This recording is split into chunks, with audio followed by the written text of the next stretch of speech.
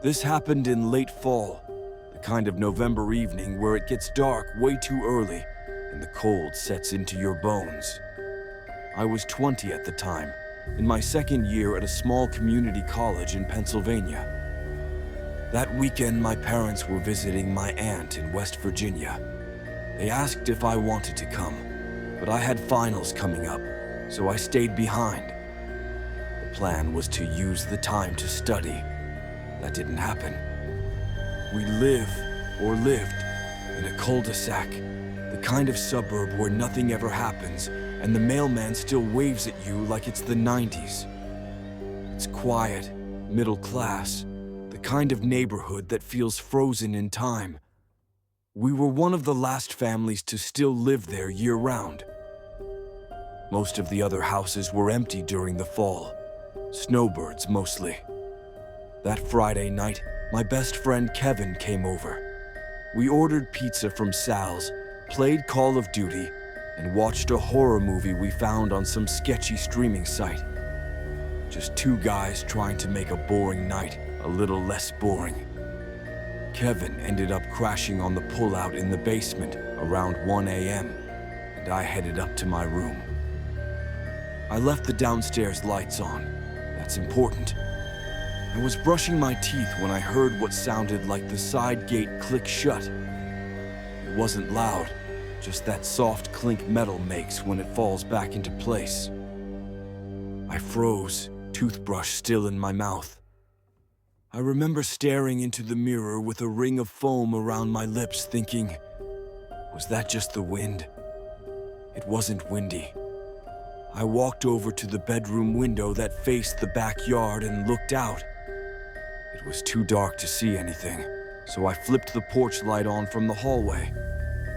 That's when I noticed something weird. One of the chairs from our patio set was turned all the way around, facing the house. Not blown over, not slightly askew, just turned. That chair had been perfectly aligned earlier. A little OCD, I would have noticed. I tried to tell myself Kevin probably moved it and forgot. Something about it gave me this deep itch I couldn't reach.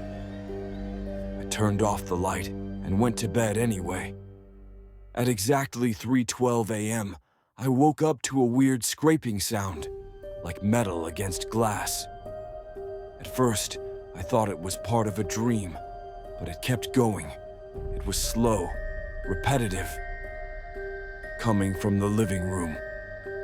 I sat up and held my breath. The scraping stopped. Then came a soft tap, tap, tap on the glass. I live in a 2-story house.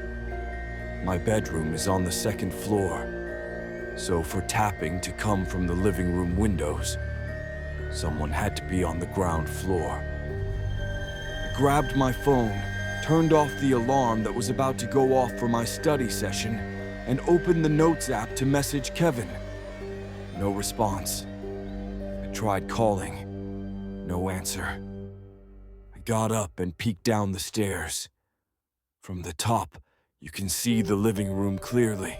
The big window behind the couch has no curtains, just blinds that were still half open. And that's when I saw it. A figure standing outside, right up against the glass, not moving, just standing there.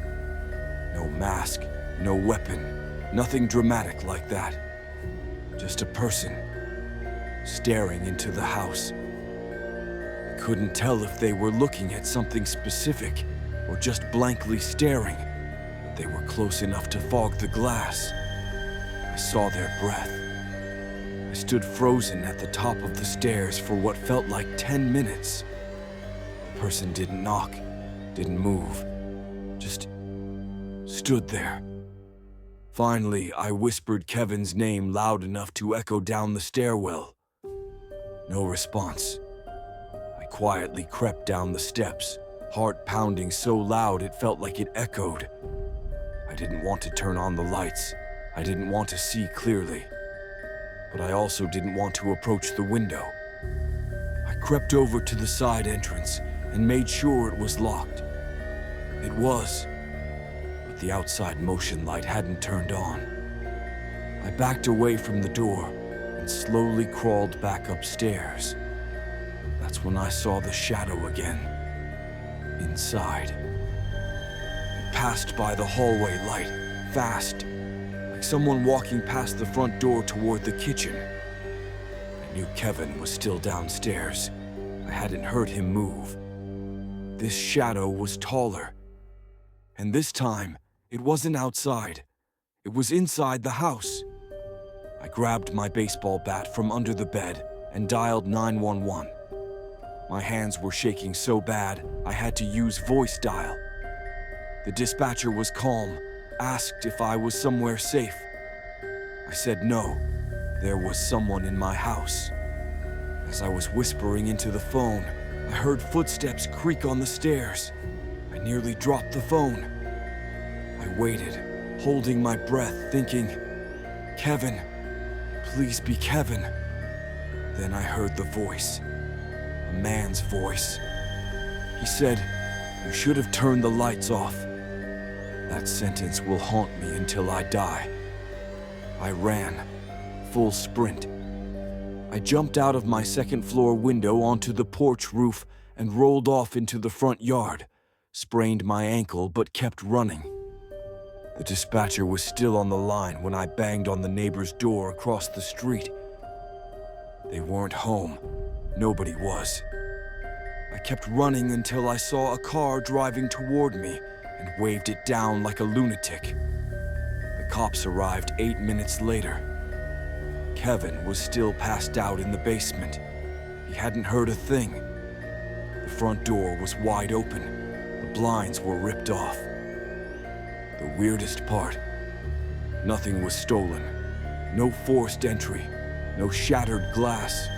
Just fingerprints on the inside of the windows and a message written in dust on the living room mirror. I watched you sleep. They dusted for prints. Nothing came up. Said it could have been some drifter, a stalker, maybe a hallucination. But they never explained how someone got in and out without triggering our alarm system or waking Kevin. I couldn't sleep in that house again. I dropped out of school 2 weeks later, moved in with my cousin in Philly. I still wake up around 3:12 a.m. most nights. Even now, when I see a window at night, I catch myself checking for shadows. Have you ever seen something outside your window that shouldn't be there? Let me know in the comments. I'm not the only one, right?